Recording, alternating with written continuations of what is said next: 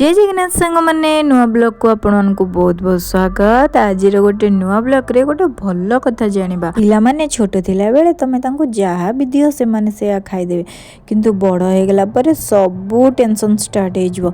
आ जानि चंदी गोटे कथा सांग माने बड़ हो गला पर से माने एते मेंटेन करिया सिखि जानती जे बड़ लोकंक संगे केमती कथाबार्ता हेबे, सानल पिलांक संगे केमती कथाबार्ता हे जिवे, पाठ पढ़िया संगे से सब जिनस से माने सिखि जाइथांदे। किंतु छुआ बेले आमको केते टेंशन लगे ना छुआ मानकु आमे केमती सिखेबा, केमती मनीष करिबा।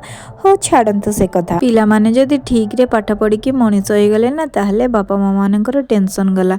हेले भी आजिकल जुगरे बापा मानकर टेंशन केबे भी जाउनी, कारण पिला जेतेबेले बाहर जाइके पाठ पढ़ुची सेतेबेले कोठी रहिला, कौन कला, भल पिलांक संगे मिसिला कि नहीं, एमती टेंशन ने रहउचंदी बापा माँ माने। जदि भल पिलांक संगे मिसिला ताले भल मनीषटी हबो, जदि खराब पिलांक संगे मिसिला ताले खराब मनीषटे हेइ जिवो। सेइथिपई सबु बेले बापा माँ मानकर टेंशन केमिति छुआ मानक पाखरु जीवन न गला पर्यंत सेई छुआ मानक टेंशन ही सबुबले रही थाए। आ गोटे कथा देख तो मो सान पुओ पाठ पढ़िबो कौन केते फेचकामी बाहर करुची।